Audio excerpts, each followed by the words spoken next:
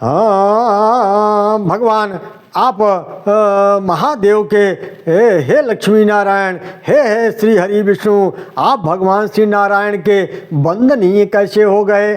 तब श्री राम कहते हैं, हे देवी, एक समय भगवान शिव ने अपनी परम धाम में विश्वकर्मा को बुलाकर उनके द्वारा अपनी गौशाला में एक रमणीक भवन बनवाया तथा उसमें एक श्रेष्ठ सिंहासन का निर्माण किया।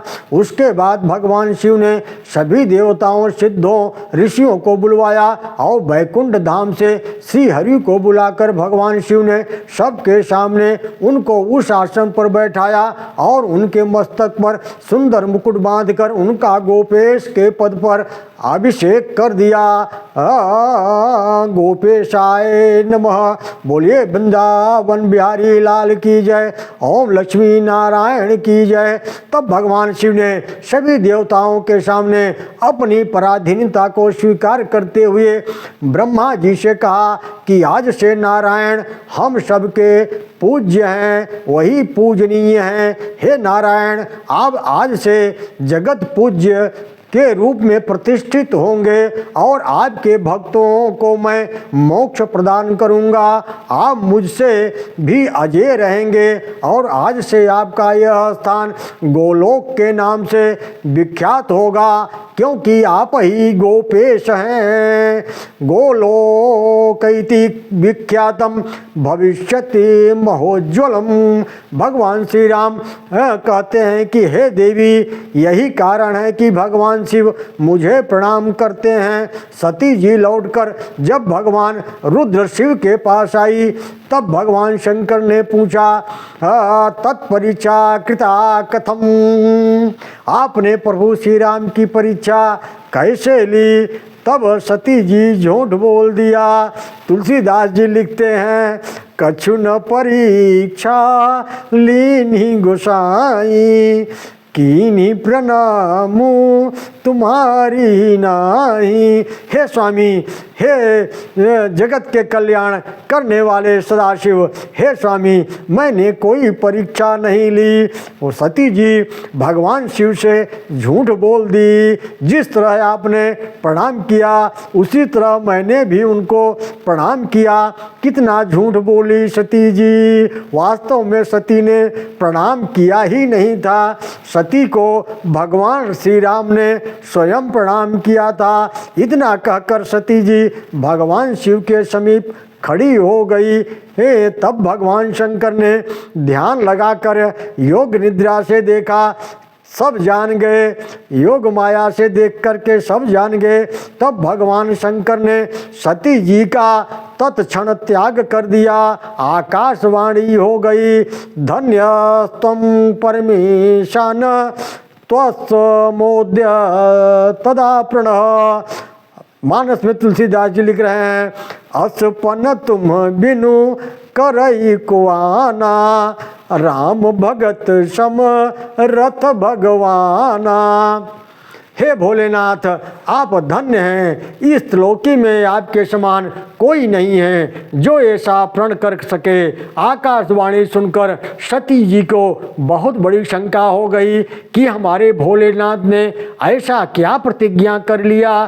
सती जी ने भगवान शिव जी के से पूछा, हे नाथ, आपने ऐसी कौन सी प्रतिज्ञा कर ली कि जो आकाशवाणी ने आपकी प्रशंसा की। नमो दिव्य महादिव्य शिवाय सत्यम नमः। नमो प्रकृत्यै भद्राय निता प्रणता स्मताम। यद्यपि सती जी ने बहुत बार पूछा पर सदाशिव भगवान शिव ने उत्तर नहीं दिया। वर्णत पंथ विविध इतिहासा, विश्वनाथ पहुँचे कैलासा। भगवान शंकर जो है कैलाश पहुंचकर भगवान शंकर ने 87,000 वर्षों की अखंड समाधि लगा ली। जैसे भगवान शंकर ने अखंड समाधि खोली, सती जी ने जाकर भगवान शंकर को प्रणाम किया 87,000 वर्षों के बाद, और भगवान शंकर ने उनको सन्मुख आसन दे दिया अपने ठीक सामने आसन दिया, वाम भाग में अपने नहीं बैठाया। आसनम दत्तवान शंभो स्वसम्मुख उदारधि। एक बार की बात है, प्रयागराज में एक बहुत बड़ा ओम नमो भगवते वासुदेवाय। एक बार की बात है, प्रयागराज में एक बहुत बड़ा यज्ञ हुआ। पुरा भवच सर्वेशा मध्वरो विधिना महान प्रयागे समवेतानाम मुनिनाम च महात्मनाम। उसी समय वहाँ दक्ष का आगमन हुआ। दक्ष को देखकर सब खड़े हो गए, किंतु त्रिदेव जी भगवान भोलेनाथ खड़े नहीं हुए। शिव जी के खड़े नहीं होने पर दक्ष जी नाराज हो गए।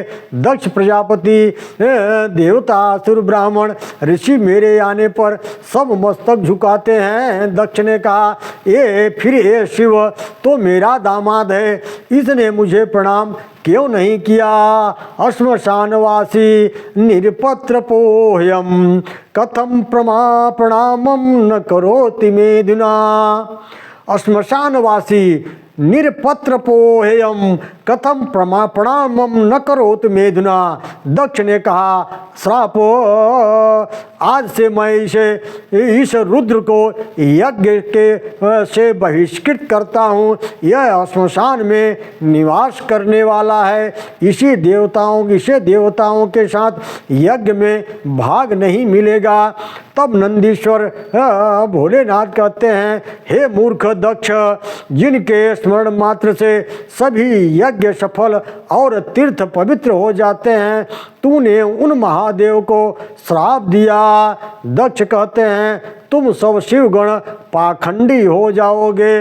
नंदी को बोले कि तुम सब शिवगण पाखंडी हो जाओ। शिवगण नंदी बोलते हैं, अरे मूर्ख, तूने शिव तत्व को न जानकर ब्राह्मणोचित चपलतावश व्यर्थ ही शिवगण को श्राप दिया है।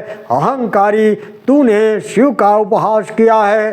तुम्हारे जैसे ब्राह्मण दरिद्र हो जाएं, तुम्हें बकरे का सिर लग जाएगा। भगवान शंकर ने नंदी को समझाया, बहुत समझाया और सबको लेकर वहाँ से चले गए।